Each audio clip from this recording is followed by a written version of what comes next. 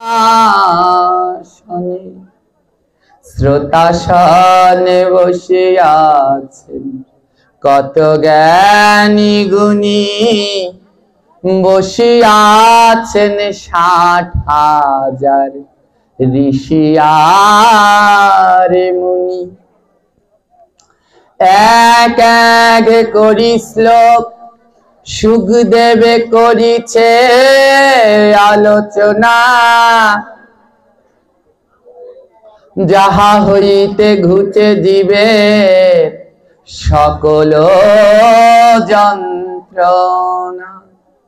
তার মধ্যে এক শ্লোক করিব বর্ণনা, সবে মিলে ভক্তবৃন্দ শ্রবণে করুন হয়ে এক মনা।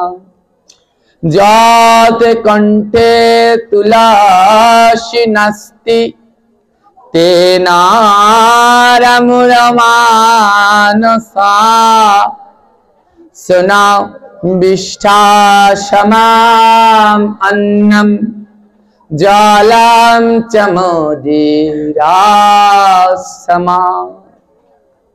এর অর্থ কি খুব মন দিয়ে শুনবেন। যৎ কণ্ঠে তুলসী নাস্তি, অর্থাৎ যার গলায় তুলসীর মালা নেই, তে নরা মূঢ় মানসা, বলছে সেই মানুষটা হচ্ছে বড্ড মূর্খ। মূঢ় মানে কি? যার গলায় তুলসীর মালা নেই, ভাগবত বলছে সে হচ্ছে মূর্খ। বলে মূর্খ কেন? আমাদের কলেজের প্রফেসর, তার গলায় তো তুলসীর মালা নেই, তার মানে কি সে মূর্খ? বলছে এই মূর্খ আর সেই মূর্খ এক না। হ্যাঁ, মূর্খ বলছে কেন? সে শাস্ত্রের দিক থেকে মূর্খ। বলে কেমন ভাবে? ওমা, এই জগতে একজন পণ্ডিত জন্মেছিলেন, আবির্ভূত হয়েছিলেন, জন্মায়নি, আবির্ভূত হয়েছিলেন। সেই রকম পণ্ডিত না হয়েছে আর না হবে, সেই পণ্ডিতের নাম আপনারা জানেন? হ্যাঁ, একজন পণ্ডিত আবির্ভূত হয়েছিলেন। আরেকটু সহজ করে দেই, সেই পণ্ডিত জন্মগ্রহণ করেছিলেন নবদ্বীপে। কি নাম পণ্ডিতে? হরি বল, জোরে বলেন বাবা। সেই পণ্ডিতের নাম হচ্ছে নিমাই। এই নিমাই পণ্ডিতকে চেনেন আপনারা? ওই যে গৌরাঙ্গ মহাপ্রভু, ওই যে জপের মালার থলি নিয়ে বসে আছে, ওই গৌরাঙ্গ মহাপ্রভুই হচ্ছে সেই নিমাই পণ্ডিত। হ্যাঁ, ওই শ্রীকৃষ্ণ চৈতন্য মহাপ্রভু, এ হচ্ছে তার দীক্ষা নাম। তিনি ওই একেবারে কাঁচা সোনার মতো দেখতে, তাই নাম হয়েছে গৌরাঙ্গ।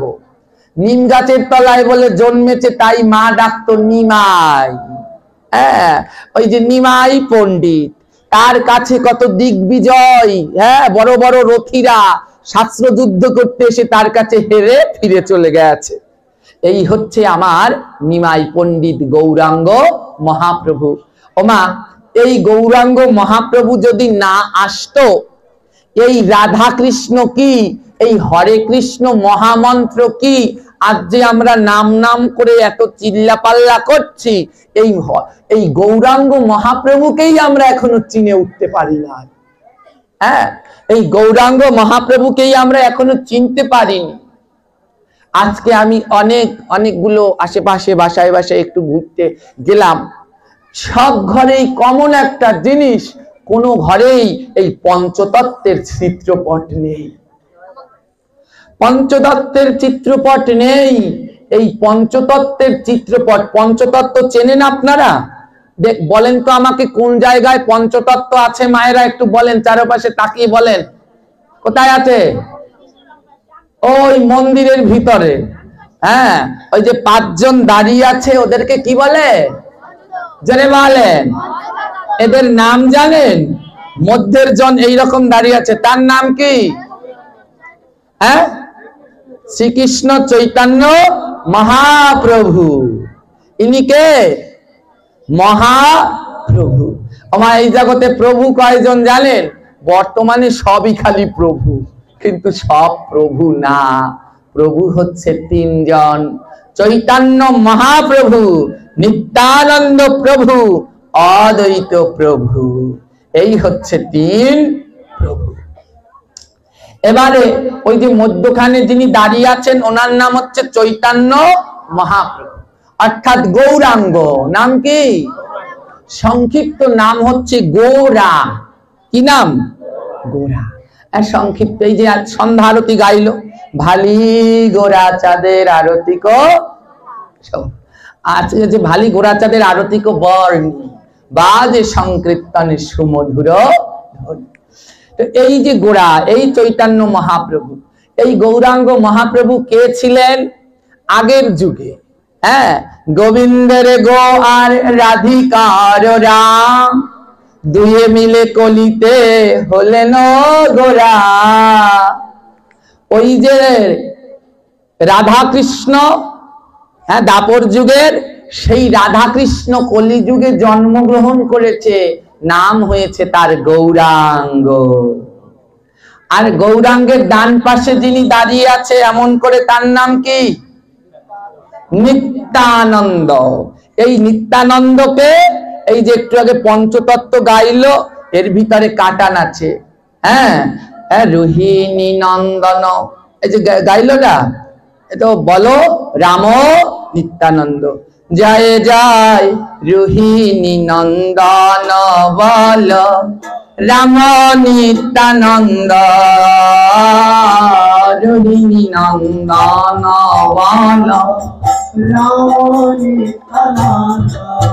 বলি কলি দিবে ভাগ্য ভালো, কলি দিবে ওই কানাই বলাই দুই ভাই এলো, কলি দিবে ভাগ্য ভালো, কানাই বলাই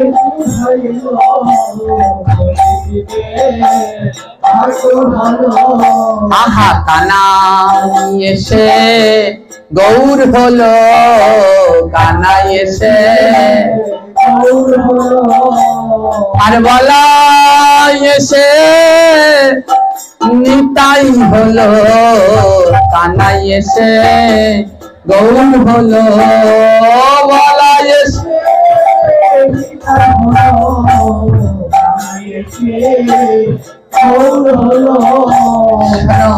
এই কলিযুগের ভাগ্যটা ভালো, ওই কানাইও এসেছে, বলাইও এসেছে। কানাই এসে হয়েছে গৌর, আর বলাই এসে হয়েছে। এবারে নিত্যানন্দের ডান পাশে কে আছে? অদ্বৈত প্রভু। নিত্যানন্দের ডান পাশে আছে অদ্বৈত প্রভু। এই অদ্বৈত প্রভুটাকে, হ্যাঁ, এই পঞ্চতত্ত্বটা খুব সুন্দর, এর কাটানগুলো দিয়ে যদি গায়, ইচ্ছে করে গাই, কিন্তু ওই অত কীর্তন করলে আর পাঠ করতে পারি না, গলায় আর ধরে না। হ্যাঁ, এই পাঠের থেকে ডাবল পাঠ করা লাগে সারা দিন।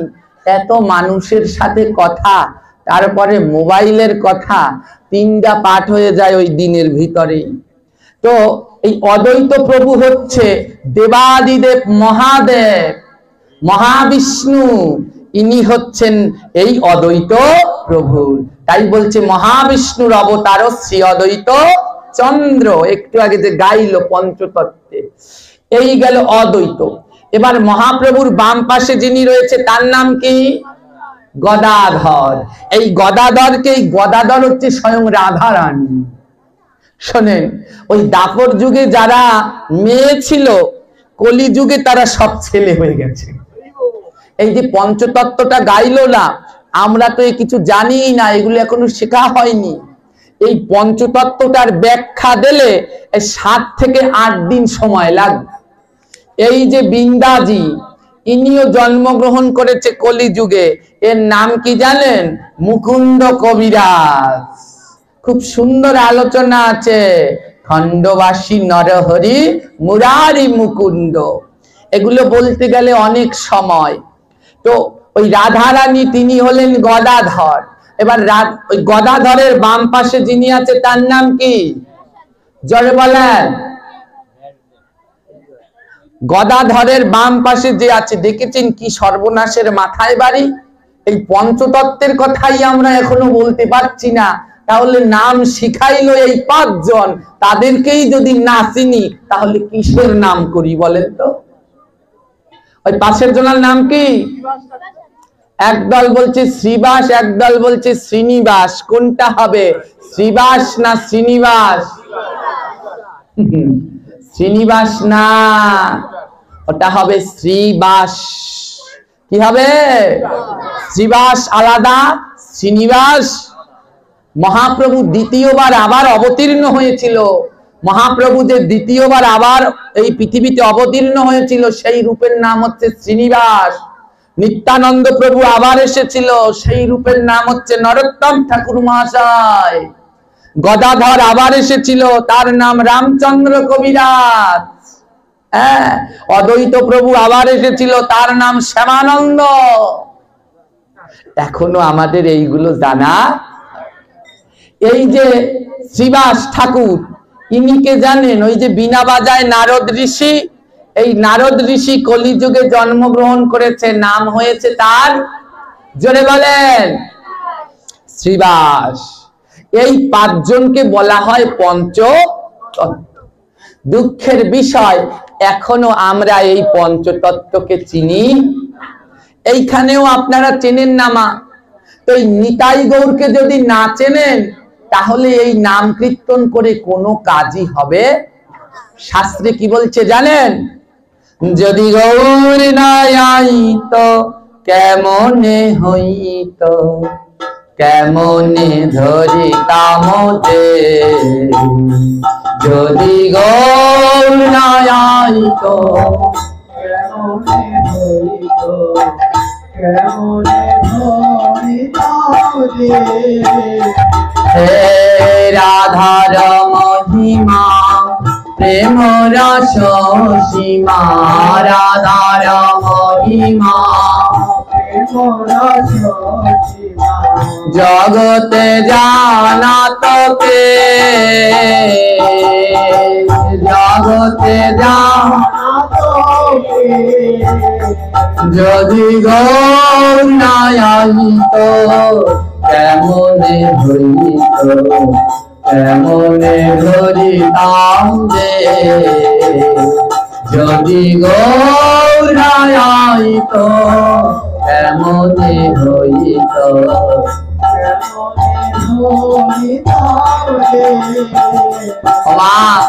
যদি গৌরাঙ্গ মহাপ্রভু না আসতো আমরা কি করতাম? এই রাধা কৃষ্ণ চিনতাম না তো, ভুলে গেছিল মানুষ। মহাপ্রভু এই রাধা কৃষ্ণকে শিখিয়েছেন, নিজে এসে আবার নিজের পূর্বের রূপটা শিখিয়েছেন। এই ভাগবত, এই গ্রন্থ, এই নাম কোথায় পেলাম? এই গৌরাঙ্গ মহাপ্রভুই তো এই হরে কৃষ্ণ নাম কলিহত জীবের জন্য নিয়ে আসলো। কিন্তু আমরা সেই পঞ্চতত্ত্বকেই এখনো চিনি না।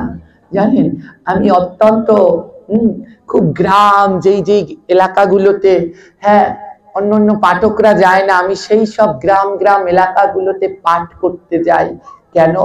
হ্যাঁ, আমার গুরু মহারাজ একদিন আমায় বলেছিল, শোনো, পাঠ করবে ভালো কথা, করো, কিন্তু যেইখানে সাধু আছে সেইখানে যাবে না, যেইখানে সাধু নাই সেইখানে যাও। তো আমি অবাক হয়ে গেলাম। বলছি, শোনো, যেইখানে সাধু আছে সেইখানে গিয়ে তুমি কি করবা? ওইখানের সাধুরাই ওইখানের অভক্তদের ভক্ত বানাবে। যেইখানে সাধু নাই সেইখানে গিয়ে 2 জন অসাধুকে যদি সাধু বানাতে পারো তাহলে তোমার ভাগবত পাঠ করা সম্ভব। আমি অত্যন্ত গ্রাম গ্রামে পাঠ করতে যাই। শোনেন, এখনো এই পঞ্চতত্ত্বের অনেকে চেনে না। আমি একবার পাঠ করতে গেছি কাউয়ার চর, নাম শুনছেন? আমাদের বরিশালের এলাকার। তো কাউয়ার চর ওটা অনেক ভিতরে, ওই কাউয়ার চর দিয়েও ভিতরে, জায়গার নাম আমার মনে নেই। এবারে ওই কাউয়ার চরে পাঠ করতে গেছি। তো আপনাদের এইখানে তো আমি একটু ভালো অবস্থা, সেইখানে এক ভয়ঙ্কর অবস্থা। তো আমরা তো ভোগ দিয়ে প্রসাদ পাই। তো আমি তেমন রান্না করি না, আমার এই ভাই সব সময় রান্না করে আর ওই ভোগ লাগায়। তো ওই কাউয়ার চরে পাঠ করতে গেছি। পরে ওই আমাদের যে বাসায় থাকতে দিয়েছে ওই বাসায় একটা নৌকার উপরে ঠাকুর ঘর, মানে বিশাল একটা নৌকা, ওই নৌকার উপরে ঠাকুরের ছবি। যত প্রকার ঠাকুর, কালী, লোকনাথ, এই সেই, মনসা, দুর্গা, কোনো কিছুর অভাব নাই, সব আছে, শুধু আসল জিনিস নাই। যত ঠাকুর দেবদার ছবি সব আছে, একটা রাধা কৃষ্ণের ছবি আর পঞ্চতত্ত্ব। ওই যে পাঁচজনার ছবি পঞ্চতত্ত্ব, ওই রাধা কৃষ্ণ থাকলেও কাজ হবে না যদি পঞ্চতত্ত্ব না থাকে। আগে থাকতে হবে পঞ্চতত্ত্ব, তারপরে হচ্ছে রাধা।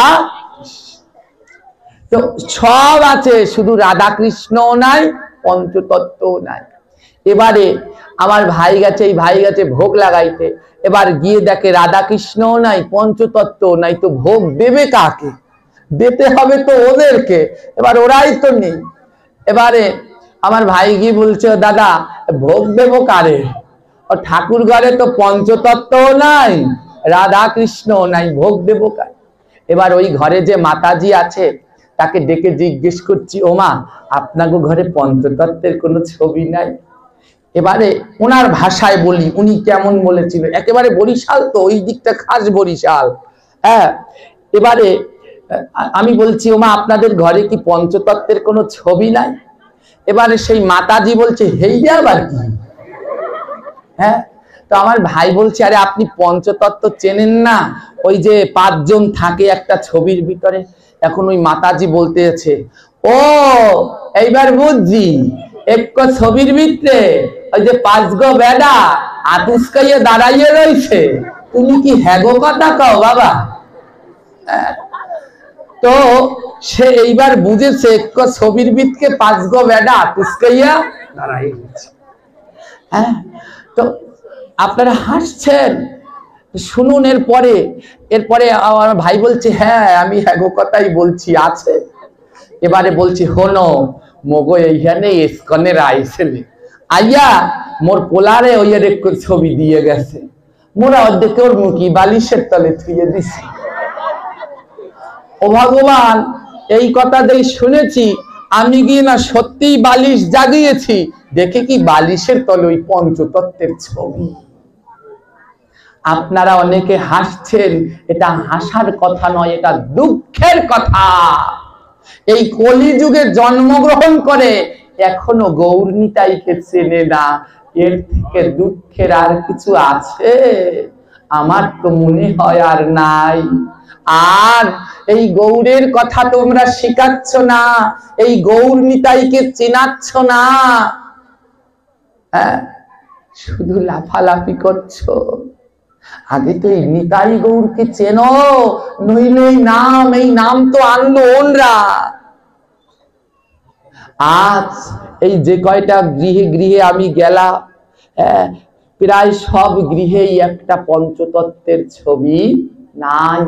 দুঃখের, পঞ্চতত্ত্ব না থাকলে কোনো সময় গোবিন্দ সেবা হয় না। ওই যে বললে, যদি গৌর নাই তো ওই মহাপ্রভু না আসলে, উনি তো আমাদের পিতা, পিতার সেবা না করলে কি আগে ওই গোবিন্দের কাছে যাওয়া যাবে? সেই তাকে আমরা চিনতে পারি নাই, এই দুঃখে প্রাণ যায় ফেটে। কিন্তু আমরা শুধু এর জন্য বেশি বেশি করে ভাগবত শ্রবণ করতে হবে, বেশি বেশি করে গৌর কথা শ্রবণ করতে হবে, চিনতে হবে গৌর কি।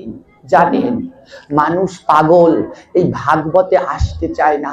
আসবে, সত্য তো, সত্যের জয় হতে একটু সময় লাগে। এইখানে যদি ওই যে সাজ্জা গুজ্জা কীর্তন দেয় না, সাজ্জা গুজ্জা কীর্তন দেয়, একজনে হনুমানের লেস লাগাইয়া ইচ্ছা মতো লাফায়, যত লাফাইতে পারবে ওই কীর্তন তত সুন্দর হবে। ওই জুলা যদি দিত, দেখতেন বসবার জায়গাও দিতে পারতেন না। কিন্তু ভালো জায়গায় লোক সংখ্যা কম। তো ভয় নেই, লেগে থাকতে হবে। ভাগবত পাঠেও ভক্তরা আসবে না কেন? দেখুন, আজ আঙিনা পেরায় ভরা। আমার দায়িত্ব হচ্ছে এই 4 দিনে, আমার বাবাজি বলেছে, বাবা আর কিছু লাগবে না, আমার আঙ্গিনাটা ভইরা দিয়ে যাইবেন, প্রভু আইলে যেন মান সম্মান না যায়। তো আজ প্রায় আঙিনা ভরা ভরা অবস্থা, আর একটু ফাঁকা আছে, আশা করি হয়ে যাবে। তো এই দিন দিন যে পরিবর্তন, যুগের ছোঁয়া আরো হবে। এই ভাগবত দিয়ে কিছু শিখতে পারবে জানেন? মানুষ এই ভাগবত মুখী এখনো হচ্ছে না কেন? প্রচারের অভাবে। হ্যাঁ, বেশি বেশি করে ভাগবত পাঠ, গীতা পাঠে দিয়ে শেখা যায়। শুনুন, মানুষ কি ওই লাফালাফি ঝাপাঝাপি ওতে পাগল, কিন্তু ভগবানের নামে কথায় পাগল না। আমি বললাম, আমার জীবনে অনেক ঘটনা আছে যেগুলো শুনলে আপনার অবাক হয়ে যাবেন। যেমন এই একটা বললাম পঞ্চতত্ত্বের কথা, আর একটা শোনেন। আমি একবার পাঠ করতে গেছি রাঙাবালি। এই রাঙাবালিতে যখন গেছি, সেইখানেও একেবারে এক গ্রাম এলাকা। সেইখানে গিয়ে সেই সময় এই পাঠের শেষে আমি কীর্তন করি, সবাই মিলে একটু নৃত্য করে। তো সেইখানে গিয়েছি, এমনও সব জায়গা আছে যে এখনো জানে না এই ভগবানের মন্দিরে বসে কোন কীর্তন করতে হয় আর কোনটা করতে হয় না। তো রাঙাবালি যখন আমি পাঠ করতে গেছি, এবার ওই পাঠ শেষে কীর্তন করছি, ওইখানে না অল্প হিন্দু, বেশি হিন্দু নাই। তো যখন ওই কীর্তন শেষ হয়ে গেছে, তো গ্রামটার নাম বললেন, এই রাঙাবালি উপজেলা, কোন জায়গা যেন ভিতরে একেবারে উপজেলায়। এবারে যখন গেছি পরে, এবার ওই কীর্তন করছি না, সেই সময় বাংলাদেশে একটা গান বাইর হয়েছে, আপনারা অবশ্যই শুনছেন। এই ভাইয়েরা এবং বোনেরা তো অবশ্যই শুনছো। গানটা আমি সব বলতে পারবো না, দুই একটা লাইন মনে আছে, হচ্ছে মাইয়া রে মাইয়া অপরাধী রে। শুনেছ তো? হ্যাঁ, এই না শুনতে পারবা তোমরা, এত শুনবাই। এবারে ওই পাঠ যেই শেষ হয়েছে, এবারে ওই আমি কীর্তন করছি, তো এই আমি তো নাম ভগবানের নাম করি। এবারে একদল ওই ইয়ং ছেলে মেয়ে এসে ধরেছে, দাদা দাদা আপনি একটু ওই মাইয়া রে মাইয়া গানটা গান। আমার মাথায় মনে হয় একটা ঠাডা বসছে। আমি কই, ও ভগবান, আমারে কোথায় পাঠাইছো? মন্দিরে বসে বলে কি মাইয়া রে মাইয়া গান গাইতে। আমি অবাক হয়ে গেছি। তো আমি ওদেরকে বুঝাচ্ছি, শোনো ভাই, এইগুলা এই ভাগবত পাঠে গায় না, এখানে নাম করতে হয়, নিতাই গৌর রাধা মাধব এই সব কীর্তন, এখানে ওই মাইয়া রে মাইয়া গায় না। এবারে ওমাগো এমন দুরবস্থা, কিছুক্ষণ পরে ওই জায়গার কিছু বুড়া বুড়িরা এসেছে, এসে ধরছে, ও বাবা আপনি আর কবে আইবেন? পোলাপানে যখন কয় ওই গান গই গান গান। এবার আমি কি করব? হ্যাঁ, তো আমি এখন আর কোনো কুল কিনারা পাচ্ছি না, চাইরো পাশ দিয়ে আমাকে ধরছে গান গান গান গান গান গান।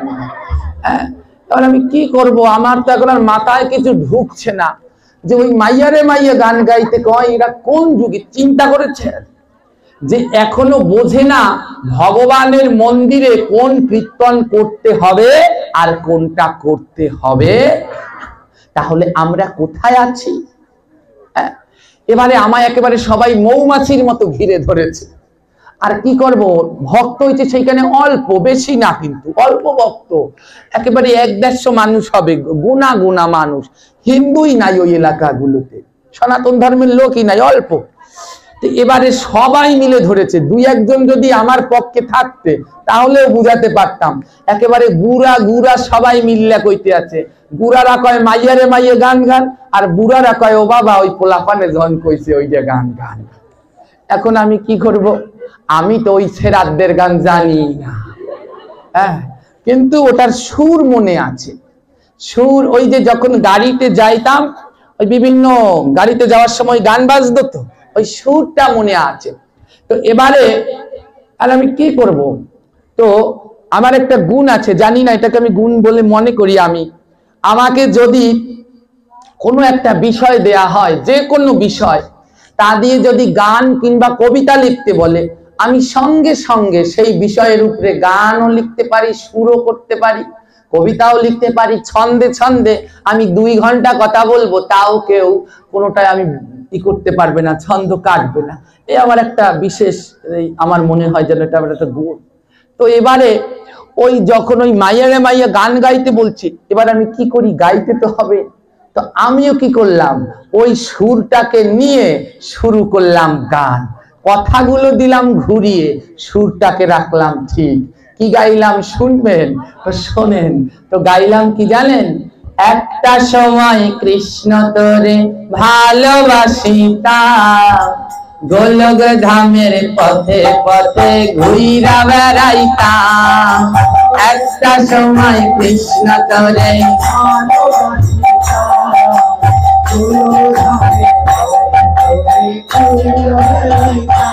আহা, একটা সময় কৃষ্ণ তোরে ভালোবাসিতাম, গোলক ধামের পথে পথে ঘুইরা বেড়াইতাম। একটা সময়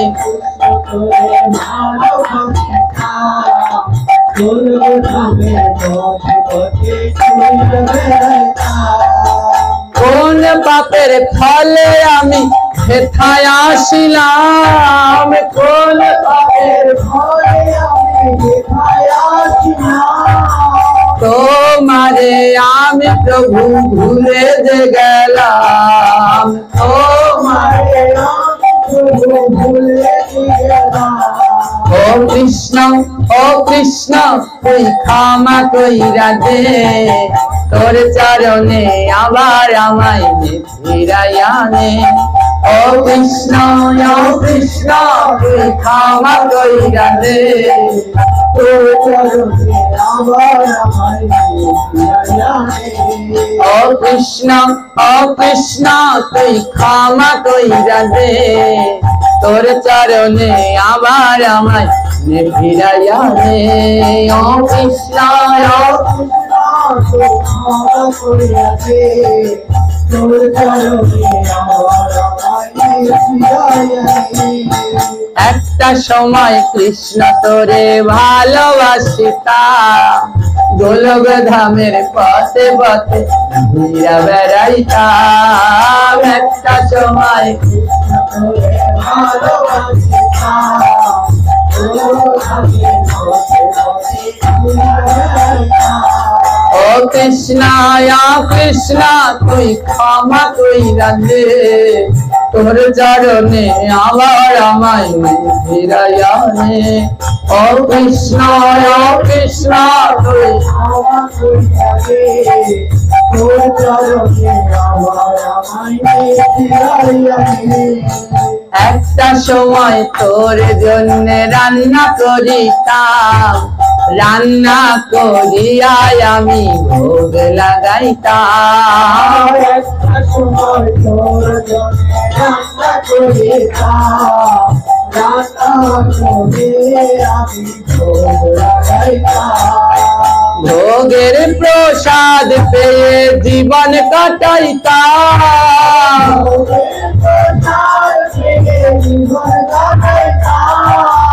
আজ কেন হাই প্রসাদ ছেড়ে আমিষ ধরিলাম, আজ কেন হাই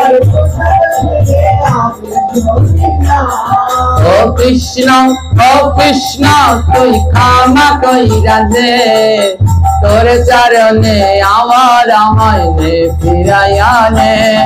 ও কৃষ্ণ, ও কৃষ্ণ তুই ক্ষমা কইরা দে, তোর চরণে আমার আমায় ফিরাইয়া নে।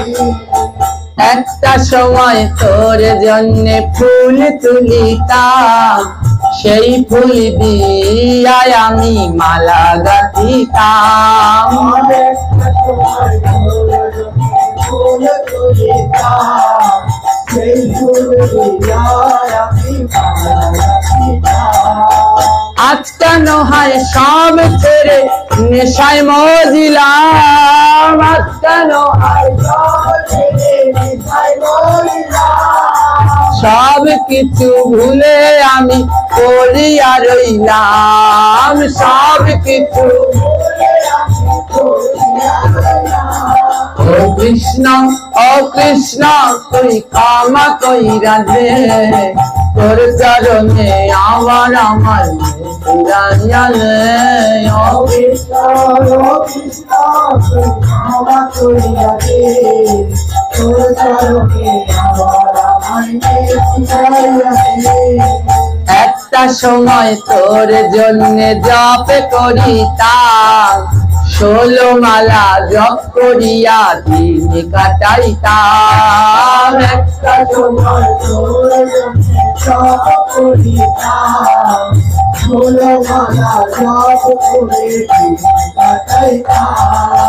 जब भूले आज আমি নেশায় মদিলা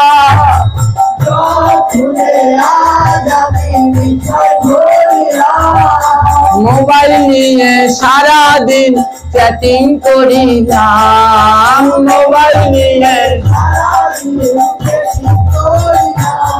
ও কৃষ্ণ তুই ক্ষমা কইরা দে তোর চরণে আবার আমায় ফিরাইয়া নে ও কৃষ্ণ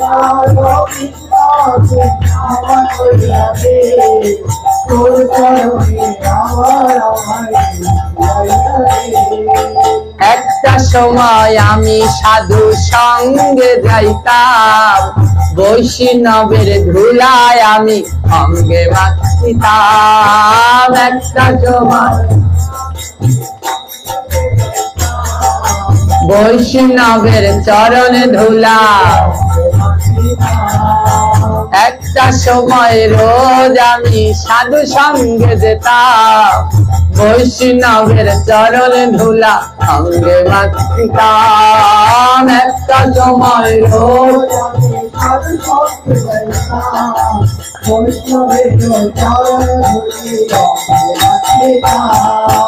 আজ কেন হয় সব ভুলে পড়িয়া রইলাম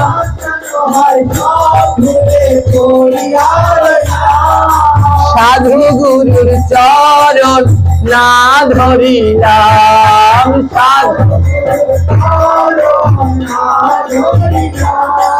বৈষ্ণবের চরণ ধুলি না মাখিলাম বৈষ্ণবের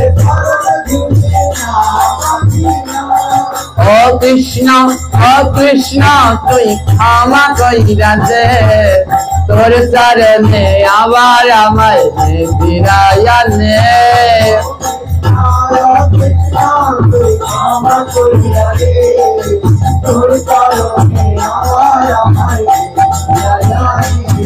ও কৃষ্ণ তুই ক্ষমা কইরা দে তোর চরণে আবার আমায় ফিরাইয়া নে ও কৃষ্ণ তুই ক্ষমা কইরা দে তোর চরণে আবার আমায় ফিরাইয়া নে ও কৃষ্ণ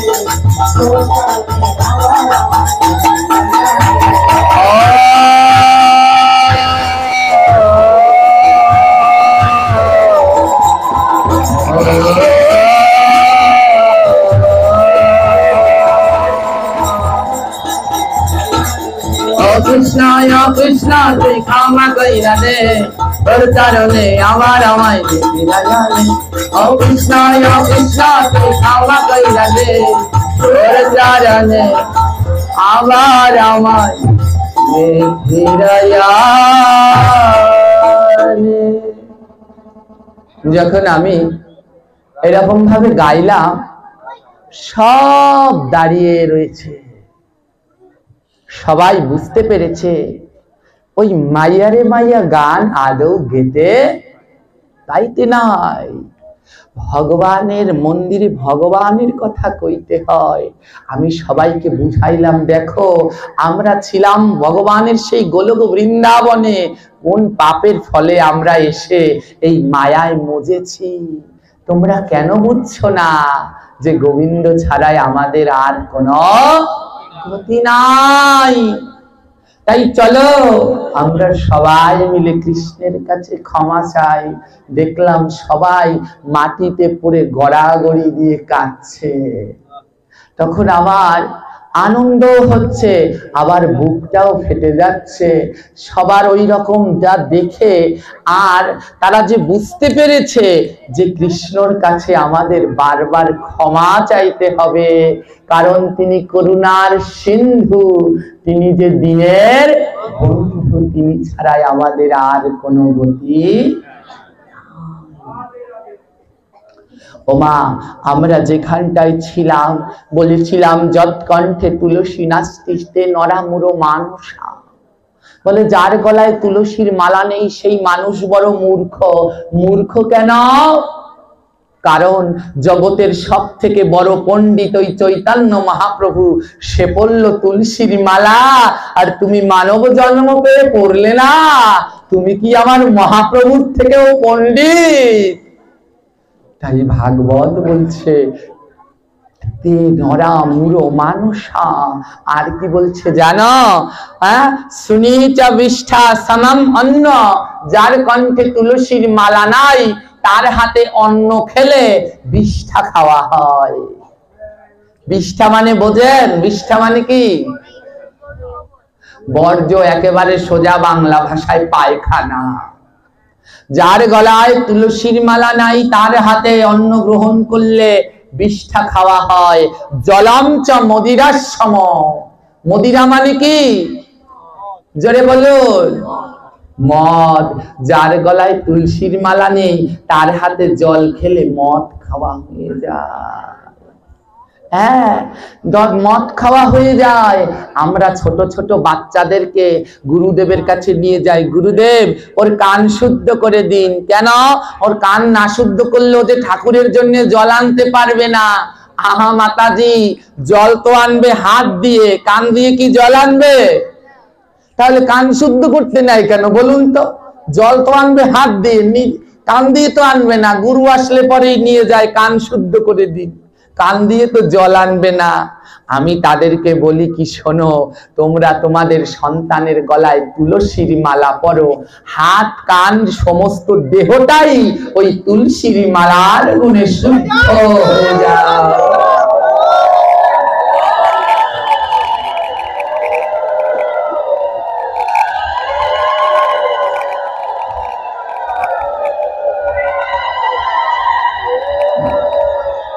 মাগো, সবাই তুলসীর মালা পরবে।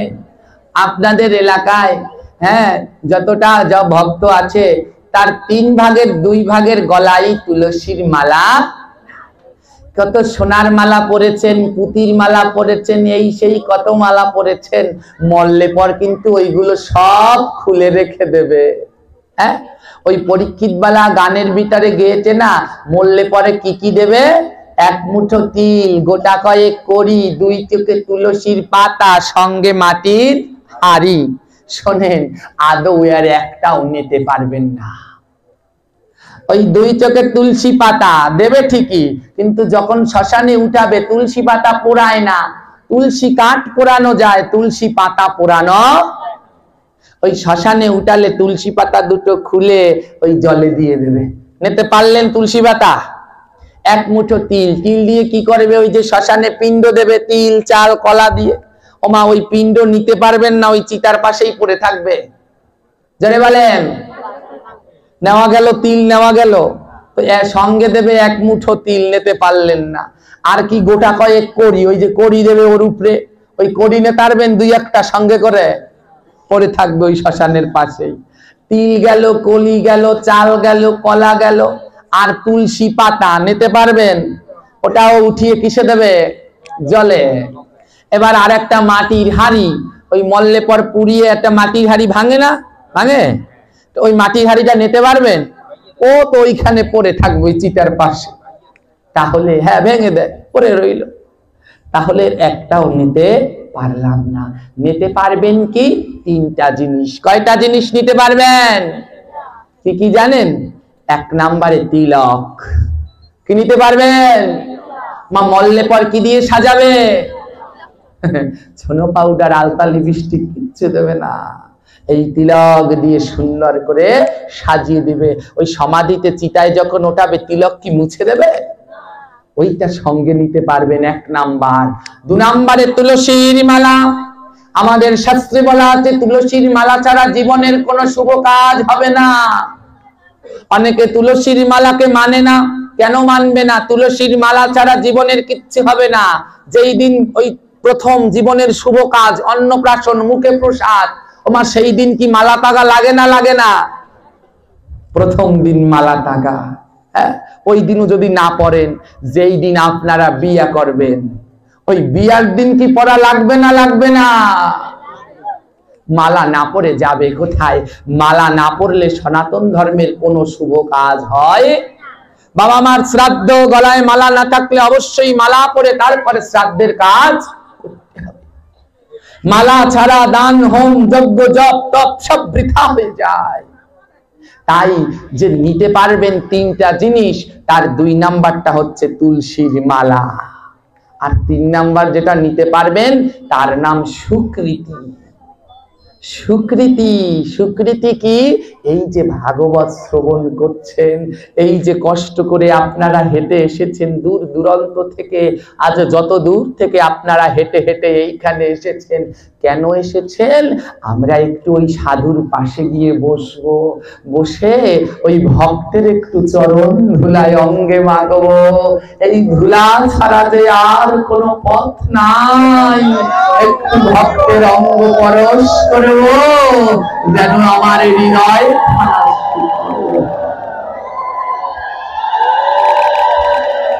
বৈষ্ণবের চরণে ধুলে ওরে নেওরে সবে মাথায় তুলি, এমন ধুলা আর তো পাবে না, এমন জন্ম আর তো হবে না।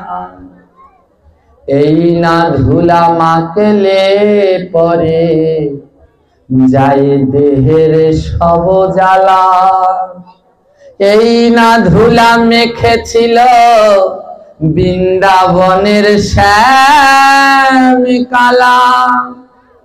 মানুষ হইয়া জন্ম পাইয়া কেন ভক্তের চরণে ধুলা মাথায় দিলা না, এমন মানব জন্ম আর পাবে না। একবারে সবাই ভক্তের চরণে ধরো না। এই 3টা জিনিস নেওয়া যাবে। এই সুকৃতি, এই যে আজ কষ্ট করে এখানে এসেছেন মায়েরা, এই আশা বৃথা যাবে না। আমার গোবিন্দের খাতায় এইটা লেখা থাকবে, এইটা লেখা থাকবে। তাই সবাই তুলসীর মালা পরবেন। আমাদের সমাজে না মানুষকে শুদ্ধ পথ না দেখিয়ে কিছু মানুষ শুধু ভুল পথ দেখানোর জন্য ব্যস্ত। কেউ তুলসীর মালা পরেছে, ছোট ছোট ছেলে মেয়েরা মালা পরেছে, আমার ভাইয়েরা বোনেরা মালা পরেছে, কিছু বৃদ্ধ বুড়া লোক আছে বয়স্ক যারা মালা পরেনি, ওই অন্যরা যারা পরেছে তাদেরকে দেখেই বলবে, এই তুই মালা পড়ছ, তুই এখনো মিথ্যা কথা ছাড়ান দিতে পারছস? তুলসীর মালা পড়লে প্রথম যে কথাটা বলবে সেইটা বলবে, তুই এখনো মিথ্যা কথা ছাড়ান দিছস, তুই কিসের মালা পড়ছস? দ্বিতীয়তে বলবে, তুলসীর মালা পইরা পেঁয়াজ খাবি, রসুন খাবি, মাংস খাবি, তুলসীর মালা পইরা কি এইসব খাওন যায়? ও মাছ খাওন যায় না? এই যে এরকম আমাদের ভুল কথা শুনিয়ে বিপথে নিয়ে যাচ্ছে। শুনুন, মিথ্যা কথা বলা মহা পাপ। কোন গ্রন্থে লেখা নাই তুলসীর মালা ছাড়া মিথ্যা কথা বললে পাপ একটু কম হবে। পাপ তো পাপই, তুলসীর মালা পরে বললেও পাপ, আর না পরে বললেও পাপ। মাছ, মাংস, পেঁয়াজ, রসুন, ডিম এগুলো খাওয়া পাপ, ও তুলসীর মালা পরে খেলেও পাপ, আর না পরে খেলেও পাপ। কিন্তু তুলসীর মালা পরলে আছে একটু লাভ, একটু লাভ আছে। কি লাভ? বলে মিথ্যা কথা যদি বলা আটকাতে চাও, অবশ্যই গলায় তুলসীর মালা। মাছ, মাংস, পেঁয়াজ, রসুন খাওয়া যদি আটকাতে চাও, অবশ্যই তুলসীর মালা গলায়। ওমা, মিথ্যা কথা বলতে বলতে যখন ওই মাত্রা অতিরিক্ত হয়ে যাবে, গলায় যদি তুলসীর মালা থাকে, আপনাকে ডেকে বলবে, ওমা আর বলিস না আমি তোর গলায়। ওই মিথ্যা কথা তুলসীর মালা আপনাকে বলতে দেবে? 80 বছর হয়ে গেছে, এখনো মাংসের ঠ্যাং ছাড়তে পারেন নাই, দাঁত নাই, তাও নিয়ে চষতে থাকে। গলায় তুলসীর মালা থাকলে ওই মালা ধিক্কার দেবে, আর কত খাবি, আর খাস। যদি আটকাতে চান তাহলে অবশ্যই গলায় তুলসীর মালা পরবেন। তুলসীর মালা পরলে কোনো পাপ হয় না, তুলসীর মালা পরলে পাপ যায়। তুলসী মহিমামৃতে বলেছে, তুলসীর মালা গলায় পরে যখন স্নান করবেন, ওই স্নানের সময় মালাটা ধুয়ে যেই কয় ফোঁটা জল মাটিতে পড়বে, আপনার অতগুলো তীর্থ স্নানের ফল লাভ হয়ে যায়।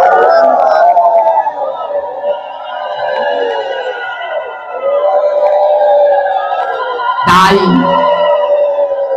আপনারা সবাই তুলসীর মালা ধারণ করবেন। মাগো, বিভিন্ন জনের বিভিন্ন কথা। আমার ইয়ং ভাইয়েরা বোনেরা অনেকে তুলসীর মালা পড়তে চায় না, স্কুল কলেজে যায়, কে কি বলবে। কোনো ভয় নেই, সব সময় মনের ভিতরে ভাবতে হবে আমি সনাতনী, আমার চিহ্ন এই তুলসীর মালা। যদি মনে করো যে তুমি সনাতন ধর্মে জন্মগ্রহণ করে ভুল করছো, তাহলে মালা পড়ো না। আর যদি মনে করো সনাতন ধর্মে জন্মগ্রহণ করে তোমার জীবন সার্থক, তাহলে মালা পরে সবাইকে দেখাও যে এই দেখো আমি সনাতনী, আমি সনাতন ধর্মে। এই মালা হচ্ছে আমাদের বেল্ট, বেল্ট চিহ্ন। তুলসীর মালা গলায় থাকলে আর ভয় নাই। হ্যাঁ, আপনারা যারা পৌরসভায় বাস করেন বা জানেন, এই পৌরসভায় প্রত্যেক বছর নিয়ম করে কুকুর মারা হয়, জানেন কি? পৌরসভায় প্রতি বছর নিয়ম করে রাস্তার যে কুকুর, ওইগুলো গুনে গুনে পৌরসভার লোকেরা মারে। হ্যাঁ, পৌরসভার লোকেরা বেশি কুকুর বেড়ে গেলে ওই মানুষদেরকে কামড়াবে, তার জন্য প্রতি বছর ওই কুকুরদেরকে মারা হয়, ইনজেকশন দিয়ে দিয়ে পৌরসভার লোকেরা মারে। কিন্তু পৌরসভার লোকেরা সব কুকুর মারে না। কোন কুকুর মারে না? যেই কুকুরের গলায় বেল্ট পরানো আছে, ওই কুকুরগুলো পৌরসভার লোকেরা মারে না। কেন? যেই কুকুরগুলোর গলায় বেল্ট পরানো আছে, তাহলে পৌরসভার লোকেরা বুঝতে পারে এই কুকুরের একটা মালিক আছে। আর যেইগুলা রাস্তার কুকুর, সেইগুলার গলায় কোনো বেল্ট থাকে। আপনারা যখন সিটি শহরে যাবেন দেখবেন কুকুরের গলায় বেল্ট পরানো। ওই বেল্ট পরানো মানে ওই কুকুরটা কেউ না কেউ পালে। আর যেটার গলায় বেল্ট নাই, ওটা রাস্তার কুকুর, ওটাকে কেউ পালে। ওমা মহাজন বলছে, যার গলায় তুলসীর মালা আছে, ওটা হচ্ছে বেল্ট। হ্যাঁ, ওই যদি তুলসীর মালা থাকে, আমার যমরাজ বলছে ওর মালিক আছে গোবিন্দ, ও মহাপাপী হলেও ওকে নরকে নিবি না।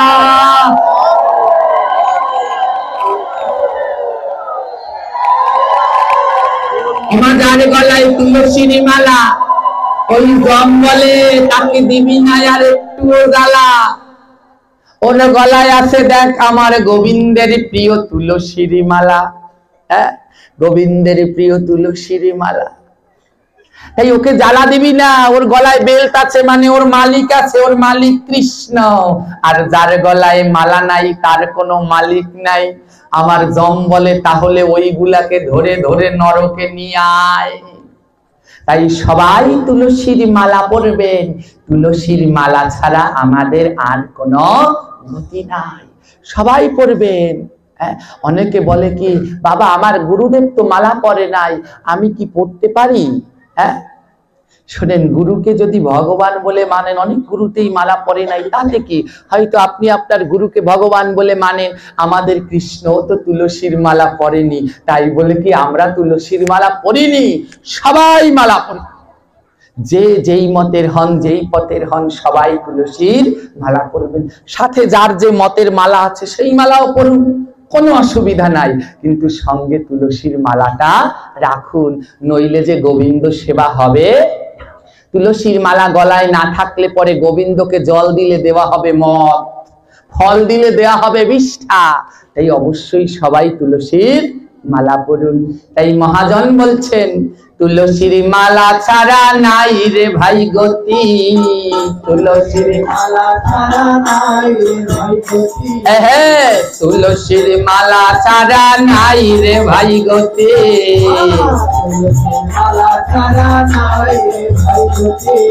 মালা ছাড়া সতী নারী ও হয়ে যায় অসতী, মালা ছাড়া সতী নারী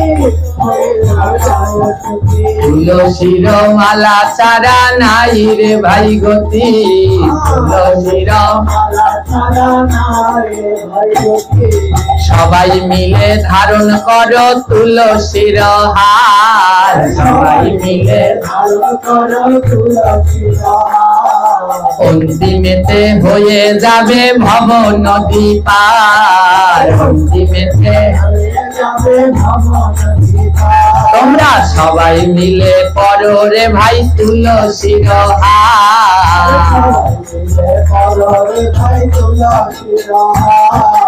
অন্তিমেতে হয়ে যাবে ভব নদী পার, তুলসীর মালা ছাড়া না হইবে গতি,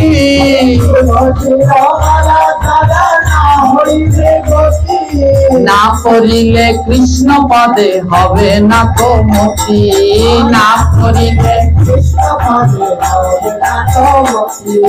যতই করো না তুমি প্রাণ গোবিন্দের নাম, মালা ছাড়া সবই কিন্তু হবে যে বিফল, তাই তুলসীর মালা ভাই সবার পরা চাই,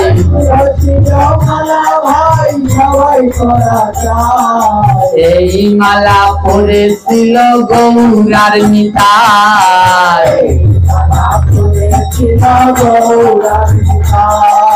গৌরী নিতাই পড়লো মালা তুমি পড়লা না,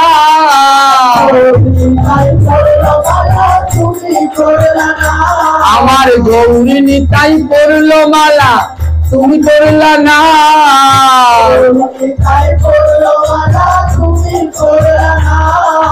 তোমার কিন্তু এইভাবে ক্ষমা হবে না,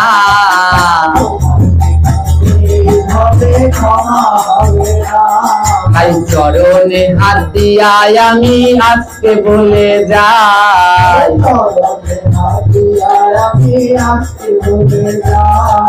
সবাই কিন্তু তুলসীর মালা পড়তে হবে ভাই,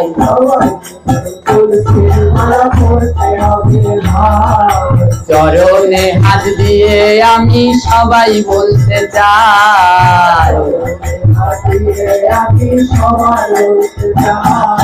সবার কিন্তু তুলসীর মালা পড়তে হবে ভাই,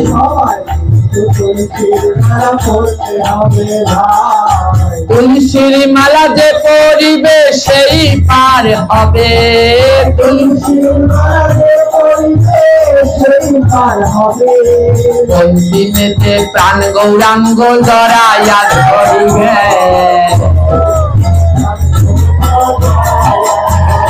তোমায় অন্তিমেতে প্রাণ গোবিন্দ জড়াইয়া ধরিবে,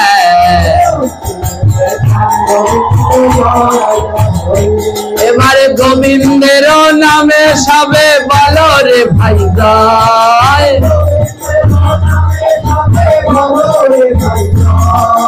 তুলসীর মালা পড়তে কইও না কেউ ভয়,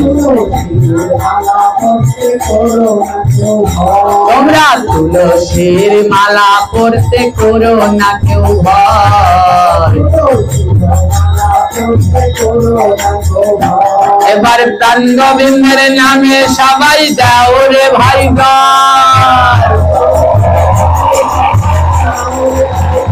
জয় রাধে জয় রাধে জয় রাধে